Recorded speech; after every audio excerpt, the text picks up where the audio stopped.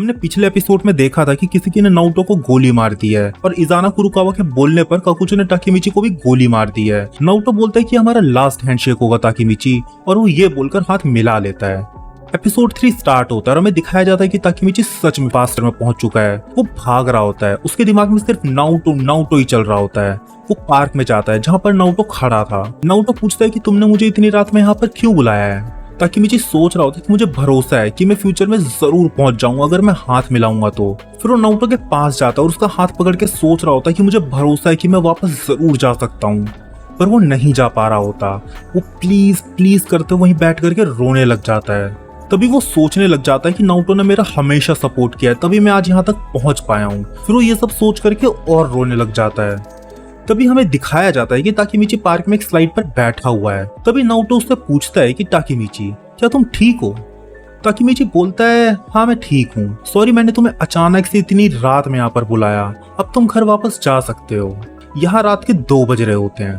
तभी Takemichi Naruto के पैरों को देखता है और बोलता है, क्या तुम अभी तक यहीं हो?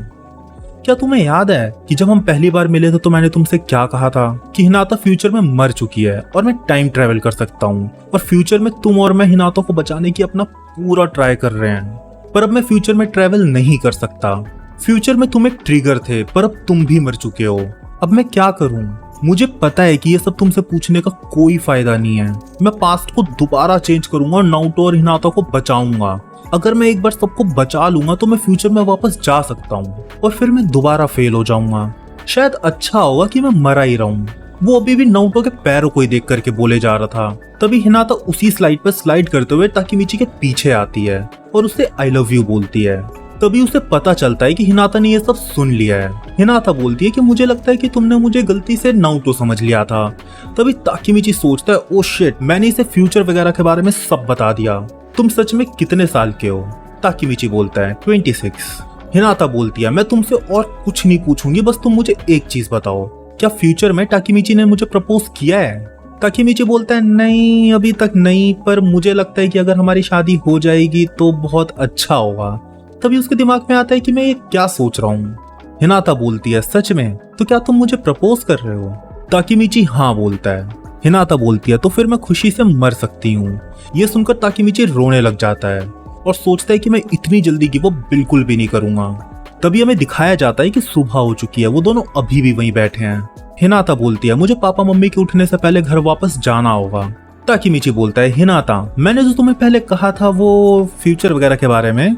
फिर हिनाता बोलती है, मैंने तो कुछ सुना ही नहीं था, और फिर वो ये बोल करके वहां से चली जाती है।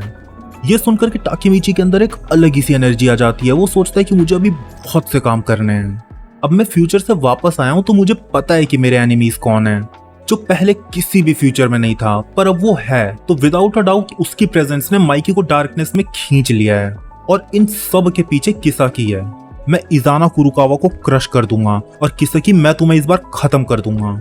तभी हमें दिखाया जाता है कि ताकेमिची भाग रहा होता है और सोच रहा होता है कि भले से किसाकी टाइम ट्रेवल कर सकता हो या ना कर सकता हो, पर इज़ाना कुरुकावा ही अब की है।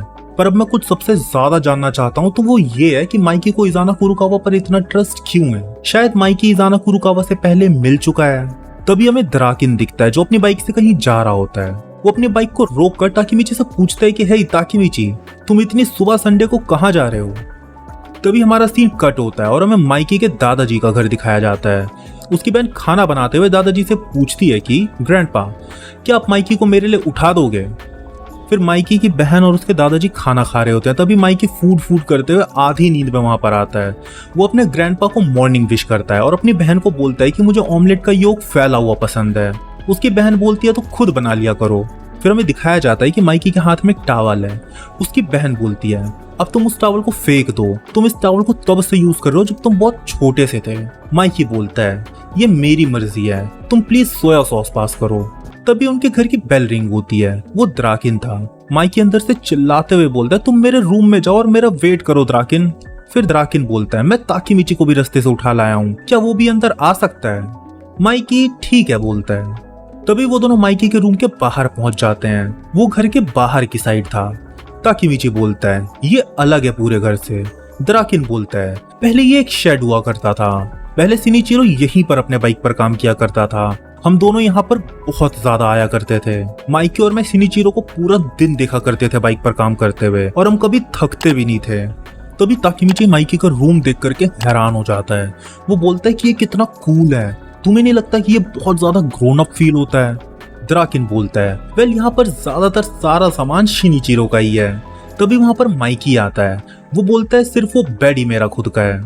तभी ताकेमिची जोर से माइकी कौन चिल्लाता है। माइकी बोलता है चिल्लाना बंद करो इतनी सुबह सुबह। तभी हमें दिखाया जाता है कि द्राकिन माइकी की बाल कंघी कर रहा होता है, और माइकी बोलता है अब मैं समझा, इजाना कुरुकावा वही है जो पहले आया था मेरे पास। द्राकिन बोलता है तुम उससे पहले मिले हो? माइकी बोलता है हाँ, तो वो तेंजुकु का लीडर है। द्राकिन बोलता है 8th लीडर भी था वो ब्लैक ड्रैगन का। Mikey black dragon. तभी द्राकिन को कुछ याद आता है। वो बोलता है शिनिचिरो। फिर वो आगे बोलता है ना, यहाँ पर कोई कनेक्शन नहीं हो सकता। फिर वो ताकेमिची से बोलता है ओके ताकेमिची, मैं तुम्हें कुछ बताने जा रहा हूँ। फिर वो माइकी से पूछता है और माइकी उसे हाँ बोलता है। फिर द्राकिन बताता है कि माइकी के भाई शिनिचिरो ने ब्लैक ड्रैगन को बनाया था और वही उसका फर्स्ट लीडर भी था। ताकेमिची बड़ा नॉर्मली बोलता है अच्छा ठीक है। द्राकिन बोलता है क्या इस बात से तुम सरप्राइज नहीं हुए? तभी ताकेमिची को याद आता है कि ये बात तो उसे फ्यूचर में पता चली थी। फिर वो बोलता है कि मैं ये बात सुनकर के इतना सरप्राइज हो गया था कि मैं कुछ बोल ही नहीं पा रहा था। फिर द्राकिन बोलता है ठीक है, और ये बात सिर्फ मैं, माइकी और बाजी ही जानते थे। जब हमने काजुतोरा की हेल्प करी थी ब्लैक ड्रैगन से फाइट करने में, तब हमने सोचा था कि हम टोमान के दूसरे मेंबर्स को नहीं बताएंगे। फिर माइकी बोलता है मैंने अपने भाई से बात की थी 9th जनरेशन ब्लैक ड्रैगन से लड़ने से पहले। तभी हमें फ्लैशबैक दिखाया जाता है कि माइकी अपने भाई से पूछ रहा होता है। उसका भाई बोलता है अच्छा, तो तुम ब्लैक ड्रैगन से लड़ने जा रहे हो? माइकी बोलता है हाँ शिनिचिरो, ब्लैक ड्रैगन अब पहले जितनी कूल नहीं रही। उसका भाई सिगरेट फूकते हुए बोलता है हाँ मैं जानता हूँ, 8th लीडर ने सब चेंज कर दिया। ब्लैक ड्रैगन मेरे लिए सब कुछ है, तुम उसके साथ जो मर्जी कर सकते हो माइकी। ब्लैक ड्रैगन वो गैंग है जो मैंने तुम्हारे लिए छोड़ी है ताकि तुम उसे टेक ओवर कर सको। ड्राकिन बोलता है अच्छा, तो वो 8th लीडर था जिसने ब्लैक ड्रैगन को खराब कर दिया। अगर हम इसे दूसरे शब्दों में बोले तो मतलब इजाना कुरुकावा ने। ताकेमिची सोचता है कि यहाँ कोई कनेक्शन नहीं है। तभी वहां माइकी की बहन सबके लिए चाय लेकर के आ जाती है और वो द्राकिन को मॉर्निंग विश करती है। तभी ताकेमिची माइकी से बोलता है तो तुम इजाना कुरुकावा को पहले से नहीं जानते हो? माइकी बोलता है नहीं। तभी उसकी बहन बोलती है वो मेरा बड़ा भाई है, और उसकी ये बात सुनकर वो तीनों हैरान हो गए थे। द्राकिन पूछता है हाँ कौन? वो बोलती है जैसा कि मैंने पहले बोला, इजाना कुरुकावा मेरा बड़ा भाई है। फिर द्राकिन और ताकेमिची माइकी को देखने लग जाते हैं और माइकी कुछ सोचने लग जाता है। फिर ताकेमिची उसकी बहन से पूछता है तुम्हारा मतलब माइकी से है? वो बोलती है नहीं ये नहीं माइकी, मैंने तुम्हें बार बार बोला है कि वो तुम्हारा आधा भाई है। मैं जो लास्ट नेम यूज करती हूँ वो भी कुरुकावा ही है, और मेरे एक बड़ा भाई भी है। तभी माइकी बोलता है तुमने सही कहा। फिर ताकेमिची बोलता है अगर एमा का भाई है तो मतलब वो माइकी का भी भाई होगा। फिर उसकी बहन माइकी से बोलती है माइकी तुम मेरी बात कभी नहीं सुनते। फिर माइकी बोलता है हाँ मुझे अब याद आया। फिर पीछे से द्राकिन उसे झूठा बोलता है। तभी ताकेमिची उसकी बहन से पूछता है तुम्हारा जो भाई है इजाना कुरुकावा, क्या तुम्हें उसके बारे में कुछ याद है? वो बोलती है मुझे नहीं लगता, जब हम अलग हुए तो मैं सिर्फ 3 साल की थी। पर एक सेकेंड, शिनिचिरो उसके बारे में जानता था। ये बात सुनकर के एक बार फिर वो तीनों हैरान हो गए। फिर वो कहीं जाती है और एक स्टील का बॉक्स उठाकर लाती है और बोलती है कि ये मुझे तब मिला जब मैं शिनिचिरो के सामान को देख रही थी। उस बॉक्स के अंदर बहुत सारे लेटर्स रखे हुए थे। तभी ताकेमिची देखता है कि ये सारे लेटर्स तो इजाना कुरुकावा ने भेजे हैं। तभी उसकी बहन बताती है कि आज तक कि मैंने भी नहीं पढ़ा। इतने सारे लेटर्स देख करके तो यही पता चलता है कि वो दोनों एक साथ थे। द्राकिन बोलता है ये बात इतनी नॉर्मल नहीं है, ये बात थोड़ी स्केरी है। फिर हमें दिखाया जाता है कि वो तीनों वहां पर लेटर्स पढ़ रहे होते हैं। तभी एमा पूछती है कि क्या तुम लोगों को कुछ मिला? ताकेमिची बोलता है यहाँ पर उस दिन क्या हुआ था सिर्फ उसी के बारे में लिखा गया है। द्राकिन के हाथ में एक लेटर था। वो उसे देख करके बोलता है शायद ये सबसे पहला लेटर होगा। फिर वो उसे पढ़ता है डियर शिनिचिरो, थैंक यू तुम उस दिन मुझसे मिलने आए, और एक फैमिली का होना बहुत अच्छा लगता है। द्राकिन बोलता है जरूर उसे इजाना के बारे में किसी न किसी से पता चला होगा। माइकी एक लेटर को देख रहा होता है। वो बोलता है मैं समझ गया।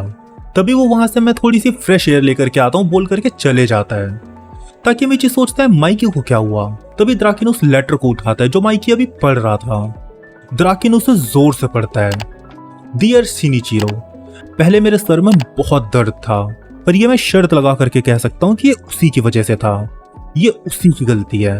अब तुम माइकी को मेरे बारे में कुछ मत बताना। तभी एमा बोलती है, वो बस एक फैमिली चाहता था। मुझे शुरू से ही एक फैमिली मिल गई थी, पर मेरे भाई को। फिर वो ये बोल करके वहां से चली जाती है। तभी द्राकिन बताता है कुरुकावा अपनी फैमिली से बचपन में ही निकाल दिया गया था। शिनिचिरो वो पहला बंदा था जिसने उसे विजिट किया था, और वही उसका उस वक्त एक लौता सपोर्ट भी था। तो वो माइकी के बारे में क्या सोचेगा। तभी ताकेमिची सोचता है, हाँ ये एक अच्छा पॉइंट है, और उसने शिनिचिरो से ब्लैक ड्रैगन भी ले ली थी। पर उसने जब कहा होगा कि ब्लैक ड्रैगन माइकी के लिए, तो उसे कैसा लगा होगा। द्राकिन बोलता है, हाँ वो माइकी का एक इंटेंस एनिमी था। एक चीज मुझे हमेशा से खटकती थी कि जब तोमान बनी थी तब ब्लैक ड्रैगन के 9th लीडर ने कहा था कि हम 8th लीडर के विल को कैरी करेंगे और माइकी और तोमान दोनों को खत्म कर देंगे। तभी ताकेमिची सोचता है, 8th leader of black dragon, वो तो इज़ाना कुरुकावा ही था ना। द्राकिन बोलता है, तुमने सही कहा। जब 9th जनरेशन ब्लैक ड्रैगन ने कुरुकावा पर अटैक किया था तब इज़ाना कुरुकावा ने प्लान किया था कि वो माइकी को क्रश कर देगा, और वो भी बिना शिनिचिरो को पता चले। फिर ताकेमिची बोलता है, क्योंकि अब शिनिचिरो नहीं है तो उसने तेंजकू गैंग बनाई और अपने प्लान्स को खुद पूरा कर रहा है ताकि वो इस बार माइकी को क्रश कर ही दे। फिर हमारा सीन कट होता है और हमें दिखाया जाता है कि शिफ्यू और ताकेमिची घर पर हैं। ताकेमिची ने शिफ्यू को सब बता दिया था। फिर ताकेमिची बोलता है, शिफ्यू मैं तुम्हें ये सब इसलिए बता रहा हूँ क्योंकि मैं तुम पर बहुत ट्रस्ट करता हूँ। शिफ्यू बोलता है, ओके। फिर ताकेमिची बोलता है, पर आज से मैं अकेले काम करूंगा, मैं तुम्हें इन सब में नहीं घसीटना चाहता। शिफ्यू बोलता है, तुम ये सब अभी क्यों बोल रहे हो। फिर ताकेमिची बताता है कि नारुतो मर चुका है और अब मैं फ्यूचर में वापस नहीं जा सकता। ये सुनकर के शिफ्यू थोड़ा हैरान हो जाता है। ये मेरा लास्ट चांस है, ये कॉन्फ्लिक्ट एक कॉम्प्रोमाइज पर जाकर के खत्म होगी। तोमान और तेंजकू एक हो जाएंगे और ये माइकी करेगा। इज़ाना कुरुकावा टेत्ता किसेकी के हाथ में माइकी चला जाएगा, और ऐसा होने से पहले मैं इन भाइयों की राइवलरी को खत्म कर दूंगा। मैं किसेकी और इज़ाना दोनों को मार दूंगा, भले से इसमें हम एक दूसरे को मार ही क्यों ना दें। तभी शिफ्यू बोलता है, तो फर्स्ट डिवीजन का क्या होगा। ताकेमिची बोलता है कि ये मेरी पर्सनल फाइट है। शिफ्यू बोलता है, फिर तुम मुझे एक चीज बताओ। ताकेमिची बोलता है, क्या। शिफ्यू बोलता है, जब तुमने मेरे को यहाँ पर बुलाया था तब मैं यहाँ पर सबको लेकर आ गया था। फिर वो आगे बोलता है, सुनो ताकेमिची, ये कोई सिंपल राइवलरी नहीं है। शिनिचिरो ने उस लेजेंडरी गैंग को ढूंढा था, फिर इज़ाना कुरुकावा ने उसे इविल बना दिया था और माइकी ने उसे हरा दिया था, और यही सारे इवेंट्स ने टोमान को बनाया भी था, और इन्हीं सारी इवेंट्स की वजह से मैं उससे मिला भी था। वो यहाँ पर बाजी की बात कर रहा है। ये सिबलिंग राइवलरी सेंटर है जिससे हम सभी टोमान में हैं, तो तुम्हें सबसे पूछना होगा कि वो क्या करना चाहते हैं। इस इज़ाना कुरुकावा ने सच में दिमाग खराब कर रखा है। तभी हमें दिखाया जाता है कि वहां पर उसके पुराने दोस्त भी आ जाते हैं जो बोलते हैं कि हम फाइट में जाएंगे। दूसरा दोस्त बोलता है, माइकी का एनिमी हमारा भी एनिमी है, मतलब टोमान का एनिमी। तुम हमें ऐसे ही नहीं निकाल सकते, ये कह करके कि तुम ये सब अकेले करना चाहते हो। आकुन बोलता है, अगर तुम तैयार हो फाइट में जाने के लिए तो मैं अपनी लाइफ अपने कैप्टन को देने के लिए तैयार हूँ। तभी उसका दूसरा दोस्त इस सिचुएशन को अपने कार्टून से कंपेयर करके बताता है। तभी उसका तीसरा दोस्त बोलता है, माइकी की फैमिली में सच में बहुत कॉम्प्लिकेशंस हैं, मैं तो ये सब फिगर आउट भी नहीं कर पा रहा हूँ। तभी चौथा दोस्त बोलता है, तुम अपने छोटे से दिमाग पर इतना जोर मत डालो। फिर वो दोनों रड़ने लगते हैं। तभी शिफ्यू बोलता है, ये डिवीजन इतनी भी वीक नहीं है जितना तुम सोचते हो, तो तुम्हें सारा बोझ अकेले उठाने की जरूरत नहीं है। तभी ताकेमिची एक कैप्टन की तरह बोलता है, ओके तो अब हम फर्स्ट डिवीजन की स्ट्रेटेजी मीटिंग स्टार्ट करते हैं। तभी उनके घर के बाहर एक कार आती है जिसमें से एक बंदा उतरता है और बोलता है, फर्स्ट डिवीजन कैप्टन यहीं पर है। तभी ताकेमिची अपनी खिड़की खोल करके देखता है कि उसके घर के बाहर कोई टोमान की ड्रेस में खड़ा है, पर उसे नहीं पता कि वो कौन है। तभी वो बंदा उसे नीचे आने को कहता है। तभी वो और उसके दोस्त नीचे आते हैं। वो जो बंदा बाहर खड़ा था वो कार के शीशे को नॉक करता है और बोलता है कि वो यहाँ आ चुका है। तभी कार का शीशा खुलता है और ताकेमिची देखता है और सोचता है कि क्या वो 5th डिवीजन कैप्टन है।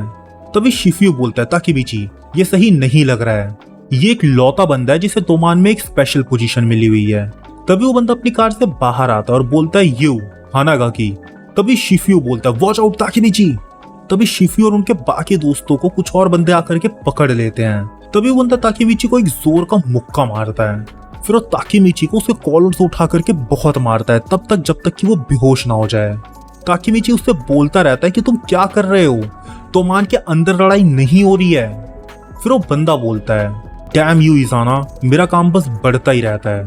फिर वो ताकेमिची को जमीन पर फेंक कर बोलता है कि इसे गाड़ी में डालो। तभी हमें दिखाया जाता है कि ताकेमिची की आंखें एक हॉल में खुलती हैं जहां पर बहुत अंधेरा था। तभी वो बंदा वहां पर आता है और बोलता है, तुम उठ गए हानागाकी, चलो अच्छा है। तभी ताकेमिची बोलता है कि तुम्हें पता है ना कि अभी यहाँ पर एक फाइट चल रही है जो तेंजुकू के साथ हो रही है, ये सही टाइम नहीं है ऐसे कामों के लिए। फिर वो बंदा बोलता है, अपने पीछे देखो हानागाकी। फिर वो लाइट जला करके बोलता है, सारे की प्लेयर्स यही हैं, चलो अब हम स्टार्ट करते हैं। तभी ताकेमिची देखता है कि वहां पर इनुपी और कोको बंधे हुए थे और वो समझ नहीं पाता कि वो लोग यहाँ पर कैसे आए। हमारा एपिसोड 3 यहीं पर खत्म होता है। उम्मीद है आपको मेरी एक्सप्लेनेशन अच्छी लगी होगी। अगर आपको अच्छी लगी है तो आप प्लीज मेरी वीडियो को लाइक करके चैनल को सब्सक्राइब जरूर कर देना। इस एपिसोड का सबसे शॉकिंग मोमेंट, जिस मोमेंट ने आपको सबसे ज्यादा शॉक किया, वो आप कमेंट्स में जरूर बताना। वैसे अगर आपने नारुतो देख रखी है तो आपको इताची जरूर पसंद होगा। वैसे आपको इताची पसंद है, पर क्या आपको उसकी पूरी स्टोरी भी पता है?